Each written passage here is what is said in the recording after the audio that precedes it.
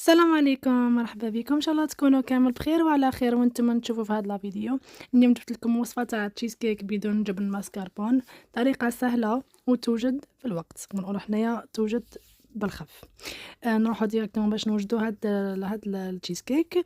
كما شفتوني هنايا انا وزنت 15 غرام تاع لا جيلاتين وزدت عليها 90 غرام نتاع الماء، يكون ماء من الحنفيه عادي، ماء ماشي بارد وماشي سخون، ماشي سخون عفوا، يكون ماء عادي. هنايا نمشيو باش نديرو القاعده اللي نحطو فوقها هذيك لا كريم نتاعنا، القاعده نتاع التشيز كيك. هنا كما شفتوني جبت هذا الكاطو ولا بتي فوق هذا ولا ما تعرف كيفاش تعيطوا نتوما. طحنتو حتى ما يولي فيه حتى كما نقولوا حتى مورسو نتاع هذاك الكاطو كامل اللي يطرح مليح مليح حتى يولي الكاطو تاعنا هذاك بودغ اون بودغ. هنايا تحطوا هذاك الكاطو في باسينه ولا حاجه اللي تنجموا تعملوا فيها باش تخلطوا فيها. انا هنايا الكميه اللي عباها لي هذا القالب هذا عبالي زوج تاع لي باكين تاع هذا الكاطو. هنايا هذا القالب تاع 22 سنتيمتر. هنا نرحي كامل داك الكاطو تاعي في زوج هذوك الساشيات، هذوك زوج هذوك تاع لي بواط. هنايا في هاد لا كونتيتي نتاع زوج تاع لي بواط هادوك واش نعمل نص كاس تاع زبده. تعبي لك نص كاس تاع زبده تكون دايبه ودافيه ماشي بارده. علاش دايبه ودافيه؟ باش كي تعملها في المول تاعك وتعملها كما نقولوا حنايا في المول تاعك، باش كي تعملها في الفريجيدير ولا في الكونجيلاتور باش تبرد لك، تهبط لك وتبقى لك كما نقولوا حنايا تولي لك قاعده متماسكه. هنايا مشيت جبت انايا هنا حطيتها فوق اللوحه كما كتشوفوا تاعي. هنايا نتوما ودبروا لسانكم، هنا عندكم طبسي ولا حاجه ولا دبروا لسانكم، المهم حاجه اللي باش كما نقولوا من بعد تحطوا فيها هاد التشيز كيك. نبدا نسرح هذاك الكاطو تاعي ونسيي نسويه كامل كيف كما نقولوا حنايا يجينا قاعده واحده، يجينا كما نقولوا السمك، يجينا سمك واحد، ما تجيناش جهه عاليه او جهه هابطه. انا هنا بديت بالمعيار وبديت نسرح فيها ونسيي الكاطو نوزعها على كامل هذيك البلاصه هذيك كامل كما نقولوا حنايا متساوي. ومن بعد جبت هاد اللوحه نتاع الكسره وبديت نرص فيه مليح مليح، نزير فيه باش يهبط لي لافا. انا كما شفتوني نكمل ومن بعد نعبيه ديريكتومون للكونجيلاتور. هنا كطبق باش نوجدوه هنايا بديل نتاع الماسكربون.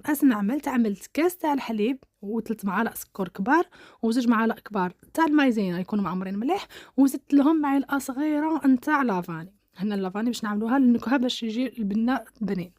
هنا نعبيهم ديريكتومون فوق النار، نخلط مليح مليح ونعبيهم ديريكتومون فوق النار. هنا شوفوني من بعد ما ولدت لي هذيك لا كريم، شوفوا لي كيفاش ولات لي متماسكه.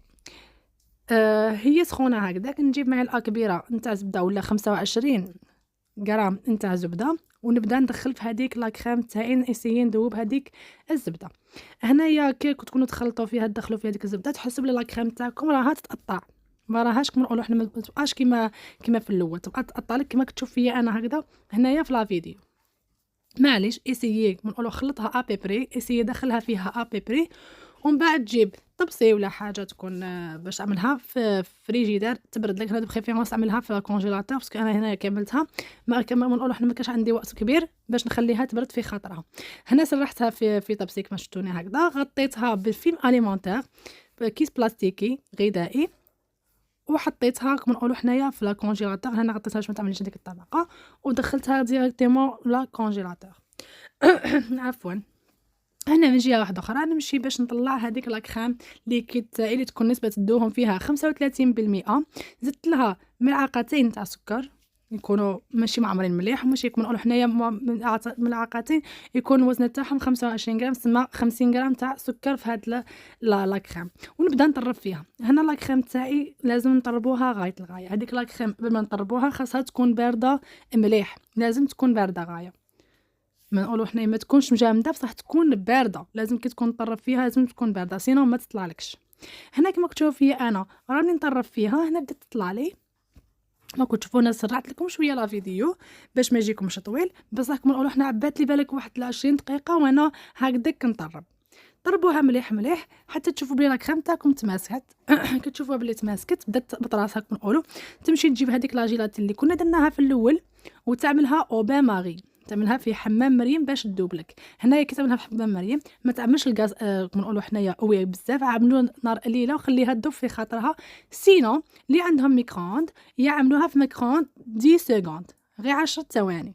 هنايا كي بعد ما شفتها بلي لا كريم تاعي طربتها مليح وشتها هبطت راسها مليح، مشيت جبت معلقه كبيره نتاع لا كريم عفوا شيكولا طاغتيني هنايا، ونزيدها ونطربها تانيك مليح. نزيد ندخل هذيك الشيكولا في هذيك لا كريم ليكيد اللي كنت طربتها هنا، نزيد نطربها مليح. ونمشي نجيب هذيك لا كريم اللي كنت وجدتها معكم اللي قلت لكم هذيك هي بديل الجبن الماسكاربون. هنا شوفوا كيفاش ولا القوام تاع هذيك الكريمه باللي كما نقولوا حنا ابطا راسها. هنايا انا عملت غلطه. بون هي جات مليحه بصح دو بريفيرونس هذيك لا كريم اللي كنا وجدناها كيف اللي راني نزيد فيها ضروا تاع كما نقولوا حنا بديل الماسكاربون، اللي تضربوها لي شويه بالباطور باش ما تجيكمش كما نقولوا فيها حبيبات لداخل، باش تجيكم ليس كتر. انا هنايا شغل كي عملتها هكذاك جاتني شويه قبلت لا كريم تاعي شغل فيها دي غريمون ولا كيفاش نسميوهم، بانت لي كما نقولوا كون طربتها شويه بالباطور تجي خير وخير. هنا جبت هذيك لا جيلاتين بعد ما دابت لي وبديت نزيدها دو فوعات. انا عملتها لا 3 دو فوعات. تعمل ديك لا جيلاتين ونزيد تطربها مليح، تدخلها في هذيك لا كريم تاعك. و لا جيلاتين تمات كانت سخونه، اسمع هنا لا جيلاتين كي زدتها هي سخونه.